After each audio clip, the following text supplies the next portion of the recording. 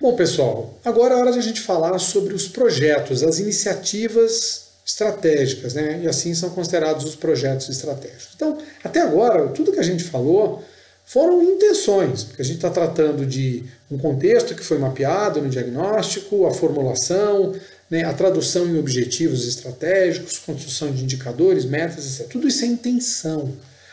O momento que a gente vai partir para a prática, para a ação, é o momento que a gente vai construir, né, a partir de agora, as iniciativas que a gente vai desenvolver, vai empreender, para tentar buscar o atingimento lá dos objetivos, né, ou seja, colocar a estratégia em movimento mesmo. Então, a partir de agora, a gente começa a construir uma ideia concreta sobre como é que a gente vai proceder em relação a isso. E aí a gente tem os chamados projetos ou iniciativas estratégicas, né?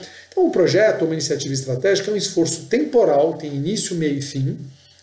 Ele é empreendido pelos integrantes, por um time de integrantes da organização, para alcançar objetivos. E aí ele se diferencia fundamentalmente dos processos, né? Que são aqueles conjuntos de atividades executados permanentemente para realizar a operação cotidiana da organização, né? A função de uma iniciativa, de um objetivo, é viabilizar o atingimento das metas associadas aos indicadores de projetos. Então vejam que o que deve dirigir o nosso esforço, né, não só na identificação, construção, mas gestão das iniciativas, são as metas que foram estabelecidas anteriormente. E aí como é que a gente faz, né, que caminho a gente normalmente percorre para construir uma carteira de projetos, né, um conjunto de projetos estratégicos para a instituição. Então esse diagrama aqui mostra um pouco disso. A gente tem os nossos objetivos e as metas.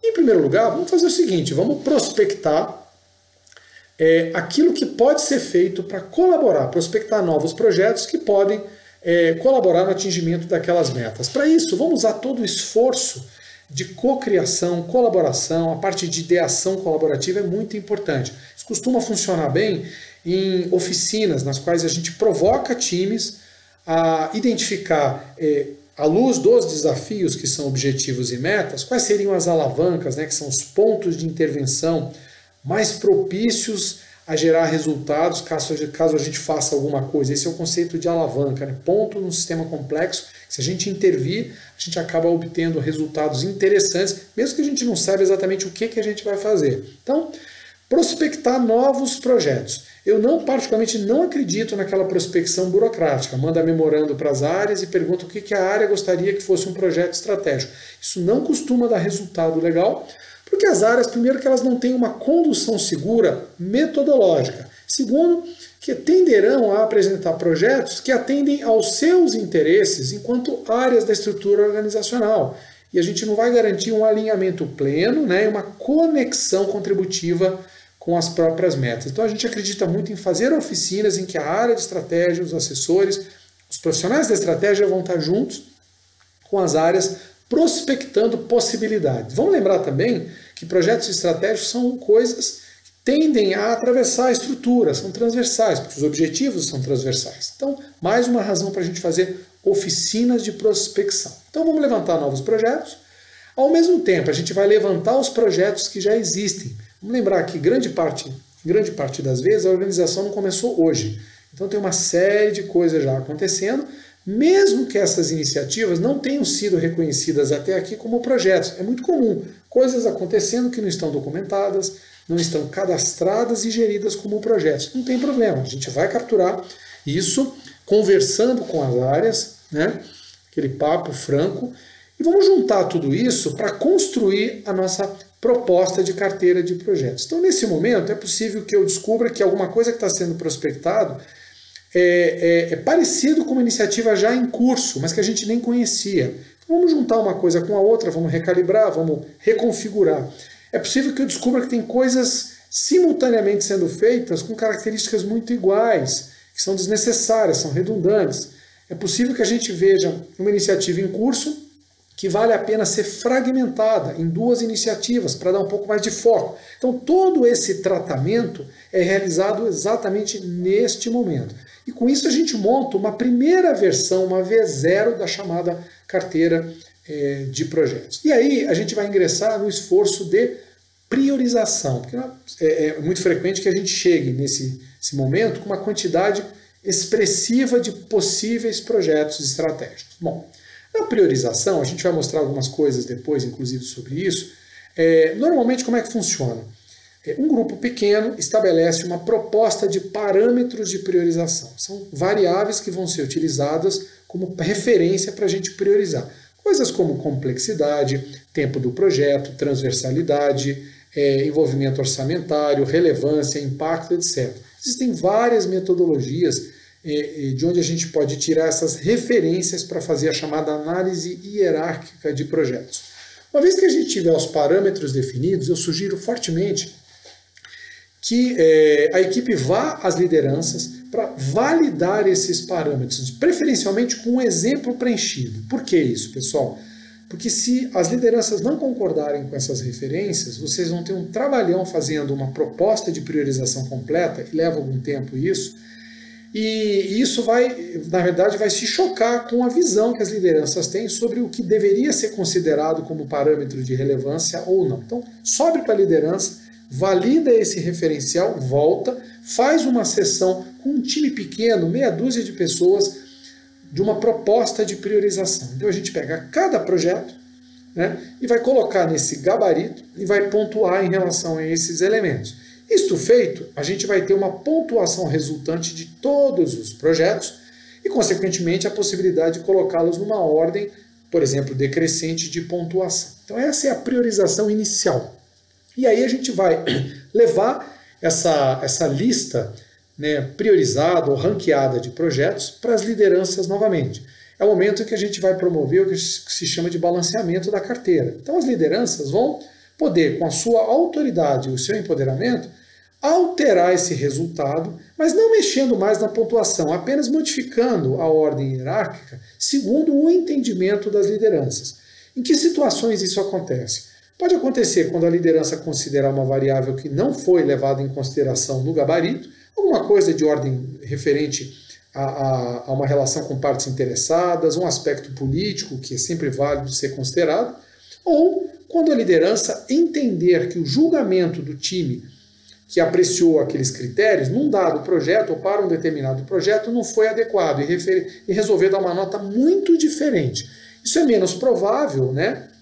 Porque quando a gente faz aquele primeiro trabalho com 6, 8 pessoas, é muito provável que a gente chegue a um consenso muito sólido. De qualquer maneira, pode acontecer. E se acontecer, competência, né, vamos dizer assim, é prerrogativa da liderança fazer esse ajuste. É o momento também da gente olhar para o orçamento. E o orçamento costuma ser uma ótima fonte fonte de informações para a gente rebalancear a carteira.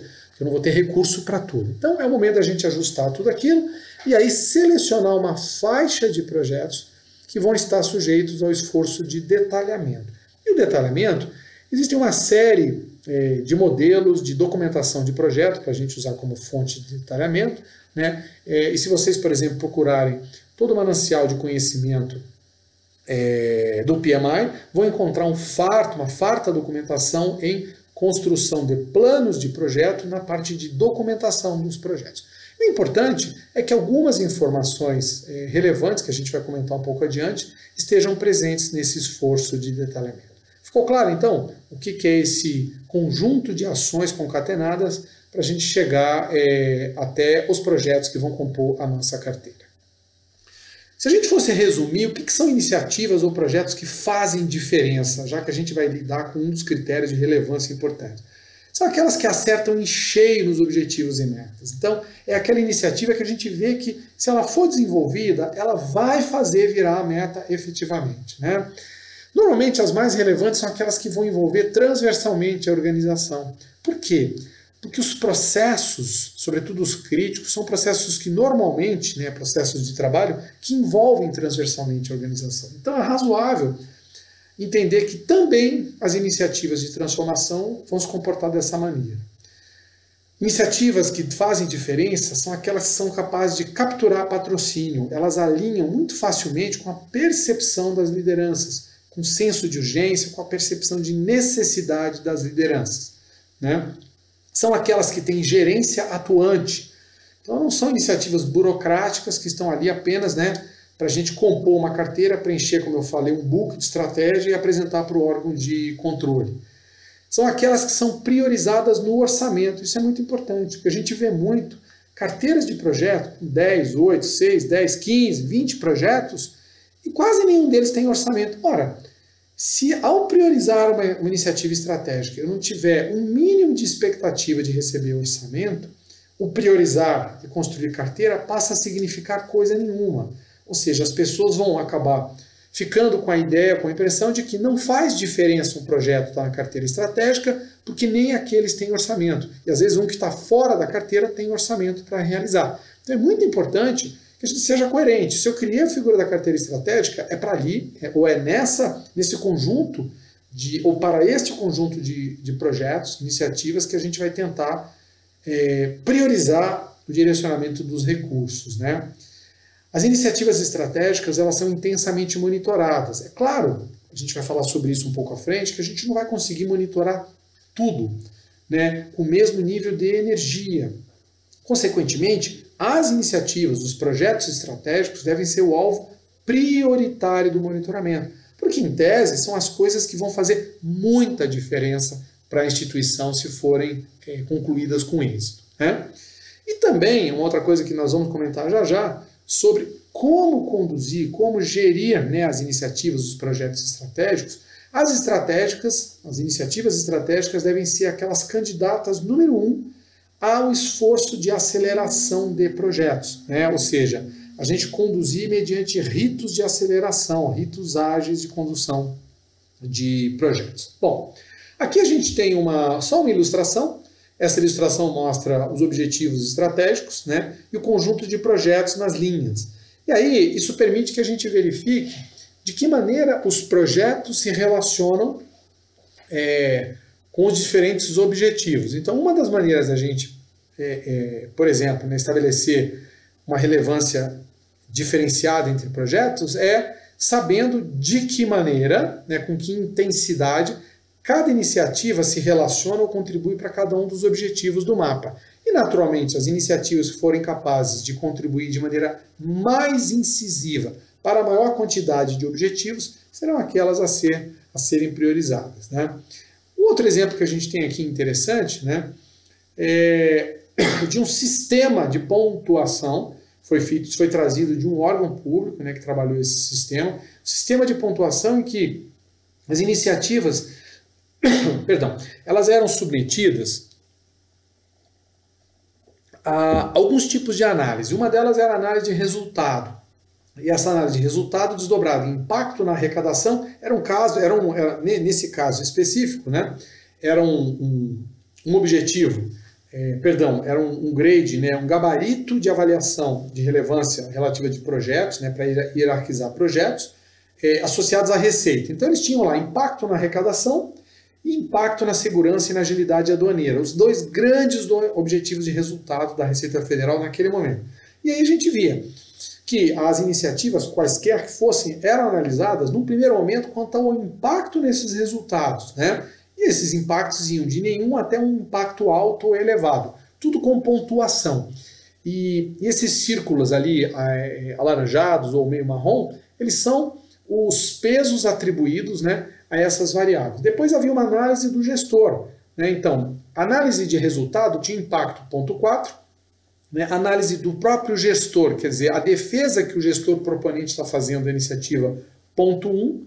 Depois uma análise técnica, que era conduzido pela área de estratégia, do ponto de vista da contribuição para alcance de indicadores da estratégia, impacto nos processos críticos também, que a gente chamou de análise técnica, e também, completando a análise técnica, uma análise de riscos. Tudo isso com os respectivos pesos, né? É só uma ilustração de um sistema de avaliação com associação de pesos, né? E a partir do momento que a gente coloca uma iniciativa e submete a esse sistema de avaliação com variáveis e pesos diferenciados, a gente tem um resultado no final, e esse resultado vai indicar o posicionamento relativo da nossa iniciativa. Uma outra questão importante é o seguinte: quando a gente faz a apreciação de uma carteira ou quer hierarquizar, por vezes a gente acaba ignorando o fato de que os projetos não irão, na prática, começar e terminar no mesmo momento.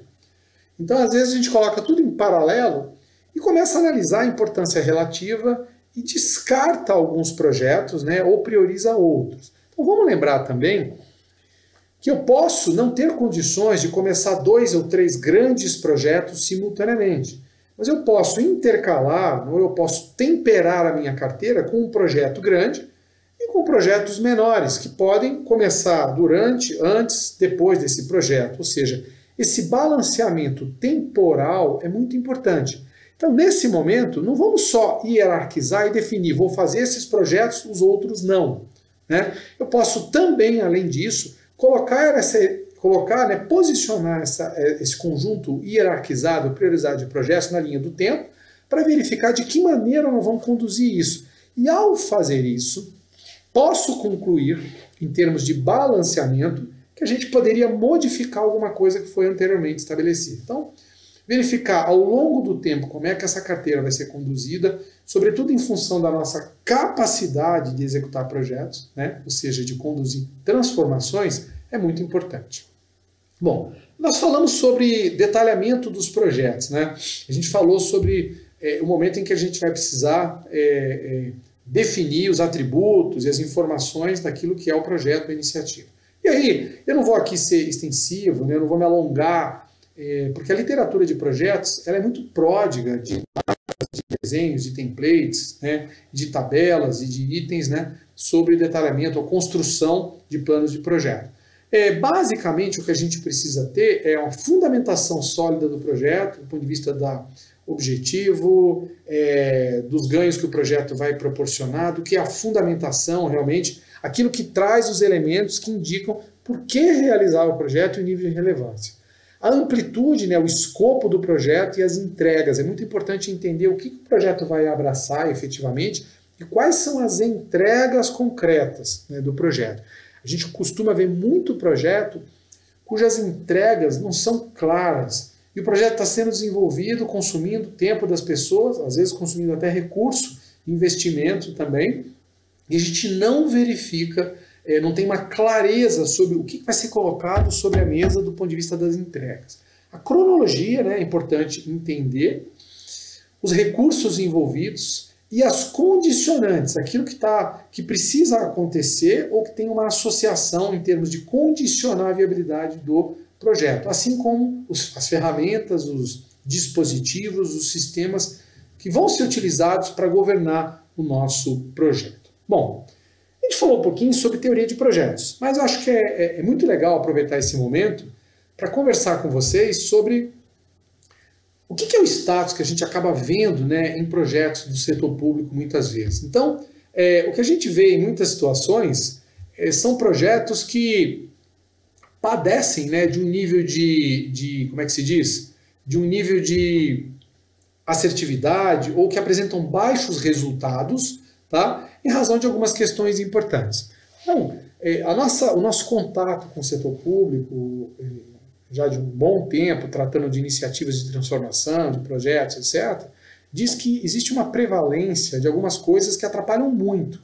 Entre elas, atrasos crônicos nos projetos, tá? Custos elevados, né? É até engraçado, a gente está falando disso aí, tem uma chuva forte vindo aí, trovejando e tal, né? Parece que eu estou falando num tópico aqui que realmente é um desafio, até raio está dando aqui agora, né? Só para dar uma descontraída.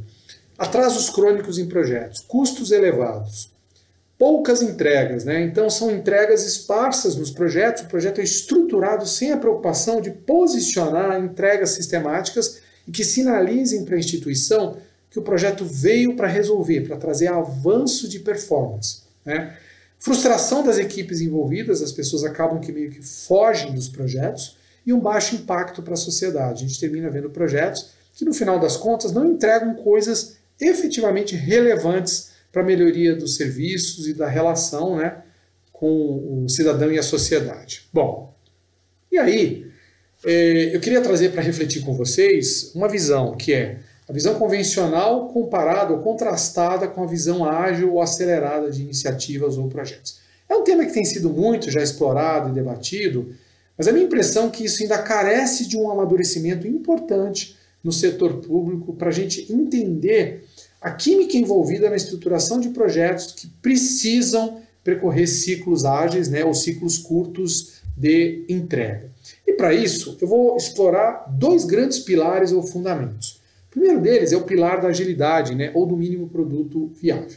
O que é isso? O Manifesto Ágil, né, de onde a gente se inspirou para tirar tudo isso, ele diz o seguinte: a gente tem que estar baseado em entregas contínuas, em capacidade de responder às mudanças de contexto, né, em desenvolver um projeto colaborando com os usuários ou com aqueles que são os demandantes da transformação, para entender cada vez melhor o que está acontecendo, quais são as expectativas, né?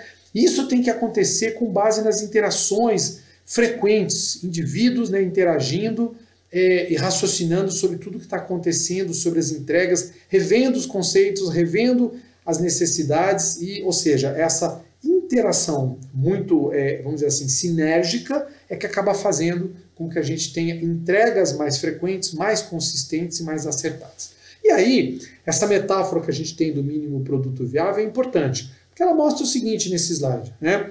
Ao invés de, vamos usar esse elemento aí alegórico, né? Ao invés de eu construir um carro a partir da união de uma chapa metálica, vou unir uma chapa com outra, são duas chapas metálicas, vou pegar tudo isso, vou dobrar, vou prensar, etc., vou ter uma carroceria. Até então, nada disso serve para coisa nenhuma em relação à necessidade de alguém se locomover, né? E depois, no final do projeto, eu vou montar tudo isso, vou construir um veículo, e esse veículo aí finalmente é colocado diante do usuário, ou do demandante, ou daquele que requisita essa transformação para verificar se está tudo ok. Ao invés de eu usar esse tipo de abordagem, é melhor eu conseguir inicialmente construir alguma coisa que pode estar distante do requisito final, mas me dá alguma condição de gerar mobilidade e testar algum conceito que vai estar envolvido na solução final, né? Eu vou evoluindo isso para artefatos que vão permitindo usabilidade, essa relação de validação sucessiva, testando, validando, prototipando, né? Vou evoluindo então do skate para o patinete, do patinete para uma bicicleta, da bicicleta eu preciso de alguma coisa que seja motorizado, coloco o motor, vira uma motocicleta, e da motocicleta eu vou pegar o conceito, vou expandir a estrutura e vou gerar um automóvel. Então vamos lá. Claro que é uma alegoria, é uma metáfora, mas o que a gente está querendo dizer é o seguinte: ao invés de estruturar um projeto em que a gente se preocupa em detalhar absolutamente tudo até o final, mas deixando só para o final a entrega definitiva, aquela que vai celebrar, né, a melhoria, a transformação de um serviço público, talvez o melhor seja a gente, para todos os casos em que isso for possível, que nem todos os casos vai ser possível, seja melhor a gente estruturar o projeto de maneira tal que eu consiga estabelecer entregas intermediárias que podem não ser a expectativa final, mas já vão permitindo algum tipo de usabilidade, de experiência, vão melhorando em alguma medida, ainda que seja aos poucos, a qualidade do serviço prestado, vão permitindo a formação de um juízo sobre a suficiência das coisas, vão permitindo uma troca de conhecimento e experiência entre quem está realizando a transformação e quem vai usar, vai se beneficiar da transformação, de maneira que esse aprendizado vai levando a gente com muito mais certeza para os rumos corretos daquilo que vai resolver ou que vai fazer uma transformação adequada. Tá? Então, é sair do paradigma de produto final lá na frente para um paradigma de entregas contínuas e sistemáticas. Bom, esse é o pilar 1. O pilar 2, ele é o contraste entre o sonho e a realidade. Por quê? Eu não conheço nenhum projeto que terminou com êxito, que tenha terminado da maneira como foi totalmente planejado no momento inicial. Por uma razão muito simples: o contexto é dinâmico, o contexto é completamente, em algumas situações, imprevisto.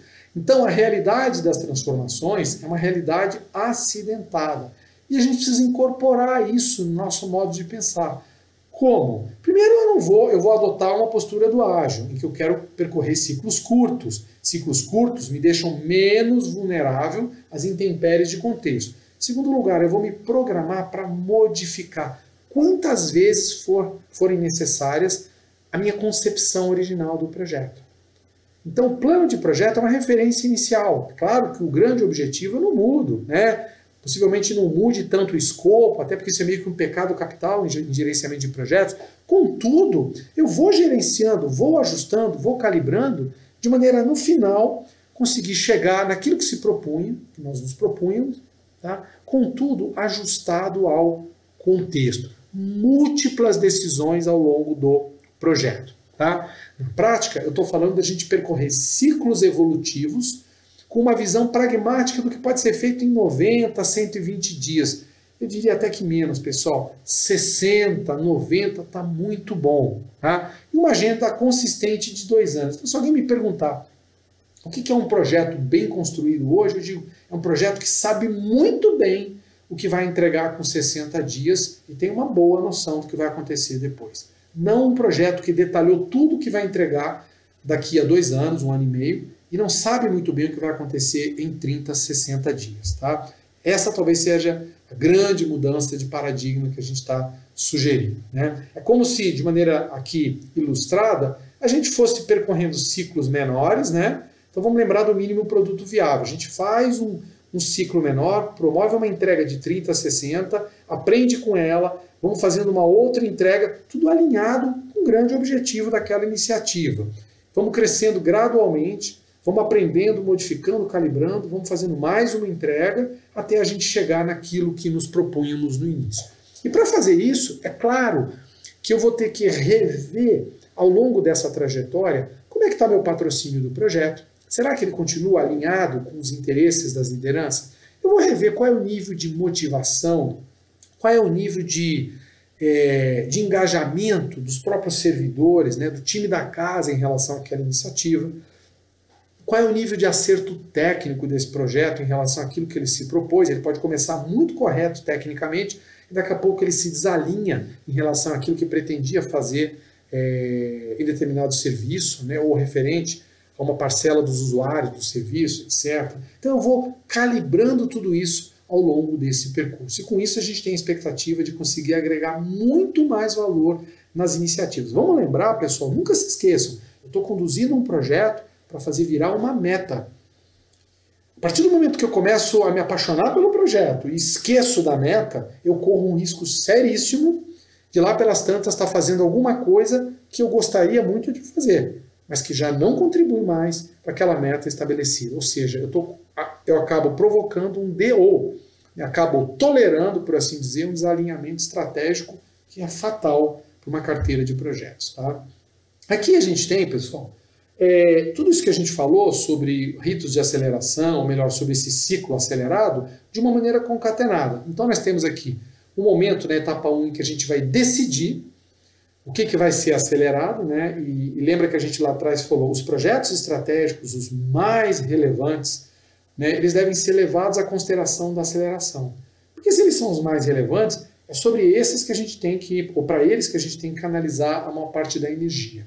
Bom, a partir do momento que a gente escolheu, usando até um critério de janela de oportunidade, né, quais são as iniciativas que merecem aceleração, a gente vai construir o mapa de entregas. E o mapa de entregas, ele é uma analogia, né, da estrutura analítica de projeto.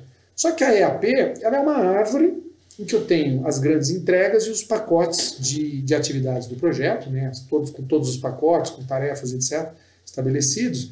E, na verdade, o mapa de entregas ele difere um pouco porque a distribuição já é temporal. A gente estabelece as entregas não de uma maneira única, linear de uma árvore. Né? A gente coloca ao longo do tempo, pesando sobre, ou refletindo sobre, quais são as entregas que são visíveis, que vão proporcionar, de fato, alguma melhoria visível, perceptível no serviço. Eu procuro posicionar essas entregas de maneira que eu consiga um fluxo mais ou menos constante de melhorias no meu serviço. Então, ao fazer isso, eu meio que condiciono, né, a dinâmica do projeto a entregas que vão proporcionar melhoras significativas, mas paulatinas e sistemáticas no meu serviço. Bom, isto feito, então eu vou sacando, pegando entrega em entrega e vou promovendo a chamada aceleração. Vou sprintando essas entregas, né, em ciclos de 30 dias, não mais do que isso, com intenso monitoramento, energia concentrada e utilizando até mecanismos de locais físicos em que a gente concentra a equipe para trabalhar toda integradinha ali, todo mundo se comunicando, conversando e dividindo conhecimento. Né? ou seja, eu acabo proporcionando aquela sensação de entregas contínuas e incrementais que a gente falou lá no início, né? Isso aqui é um slide que mostra basicamente um mapa de entregas contrastado na parte de baixo, né, com a estrutura de EAP clássica. A gente não está aqui dizendo que EAP não presta ou não serve, muito pelo contrário. É um dispositivo essencial para a gente conseguir realizar ou estruturar o nosso projeto. O que a gente está dizendo aqui apenas é que é importante que, além da EAP, se a gente quer acelerar, que a gente construa um mapa de entregas para poder ter uma visão balanceada ao longo do tempo, como é que a gente vai estruturar ou vai atacar cada uma dessas entregas, né? É importante que o time na aceleração seja mobilizado, né? E essa mobilização ela vai acontecer por meio de alguns atores específicos, o líder da entrega, um facilitador e a equipe de aceleração, né? Que são coisas importantes. Aqui vocês têm embaixo uma fotinho de uma sala, que a gente chama de sala de guerra, né? Que foi utilizada num projeto acelerado, né? Que as pessoas ficam concentradas, inclusive com os modelos, né, os templates na parede do projeto. Eu queria chamar a atenção muito para a figura do líder, né, da entrega, que não necessariamente é o líder do projeto todo, né, mas tem o líder do projeto e o líder da entrega. A entrega ela pode estar, vamos dizer assim, atribuída a alguém que não é o líder do projeto todo. Mas essa pessoa, ela tem que ter um posicionamento diferente, né? O que a gente acha que dá resultado é o chamado gerente de projeto hands-on, não o de checklist. Então, o meu papel principal enquanto gerente, que estou liderando, né, um projeto acelerado, é muito mais de eu destravar barreiras, né, remover obstáculos para que o time voe, do que eu ficar fazendo checklists e controlando o físico financeiro do projeto o tempo todo. As pessoas têm entregas definidas, têm um senso de responsabilidade definido, têm prazos estabelecidos, são prazos curtos, porque as entregas são bem, né, vamos dizer assim, frequentes, e é preciso destravar, sobretudo, as barreiras burocráticas. Então é uma mensagem que vai e que não volta, porque uma outra área que precisava, enfim, interagir não priorizou. É uma rotina que poderia ser postergada para dar lugar a uma atividade do projeto. Então tudo isso tem que ser conjunto de preocupações, efetivamente, desse líder do projeto e dos líderes das entregas do projeto acelerado. Aqui a gente tem algumas fotos, né, de painéis de gestão à vista, né, bem rústicos mesmo, né, a zero na parede com post-it e tal, mostrando as entregas, as responsabilidades, os prazos, aquilo que está fora, né, que está considerado atrasado, que precisa ser trazido para as reuniões de monitoramento, etc.